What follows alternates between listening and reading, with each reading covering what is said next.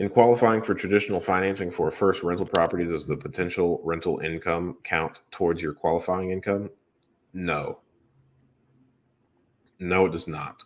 I can't speak on this with nearly as much expertise as a lender would, but oftentimes, especially traditional lending, are ones that are going through Fannie Freddie, so that they're resold to the government. They have very stringent requirements of how your income is calculated, what you have to do in order to qualify. So your first couple of rental properties, those are solely going to be based on your current income and your current debt obligations. If you uh, are just getting into rentals, then they're going to want to see like 2 years worth of rental history before they start including that income, because these banks are going to consider you becoming a landlord or real estate investor as a new venture. So it would be no different than you leaving your job and starting a new business. Even if it's in the same industry, the bank wants to see that you can do it successfully and profitably for 2 years before they're comfortable lending to you and counting that income.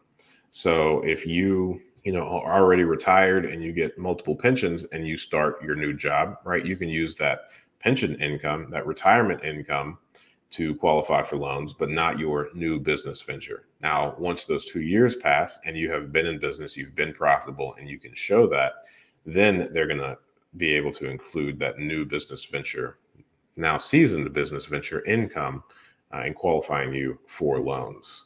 So the first 2 years of owning rental properties is pretty rough. You are generally going to have to do some type of creative financing if you don't have like a high W-2 income earner type position, or you're going to have a strong W-2 and qualify personally for all of these traditional loans, right? Now, Fannie Freddie, always the longest term, lowest interest rate loan out there because they're backed by the government. So those are also going to be like the most stringent that you can qualify for. You can get 10 of those before you have to do something else. And that something else is generally going over to the commercial side of lending. So on commercial loans, you can have as many of those as you want to. But I think even on the commercial side, they're still going to want to think of you as a safe bet as 2 years of rental history to be able to count that income. Now, one of my favorite things to say is he who has the gold makes the rules, and all banks are different. So if a bank is going to keep a loan on their books, then all they have to do is consult with themselves as to whether or not that's a loan that they want to keep on their books. Now, the larger the banks, kind of like what I said when we first started the stream, is your really big banks probably aren't going to make many exceptions or be interested in considering anything that isn't that perfect cookie cutter type loan. However, the smaller regional local credit unions are probably able to spend a little bit more time analyzing, walking with you through a deal and seeing what all is needed and assessing their personal risk tolerance as to whether or not that's something that they want to do. And if it is something they want to do, if they do find you to be a good candidate, a good, safe bet, then they have every right to give you the money that you're requesting for in order to do this deal, the next one, or whatever else. So if you get turned down by one bank, do not give up, go to another bank, and then keep doing that.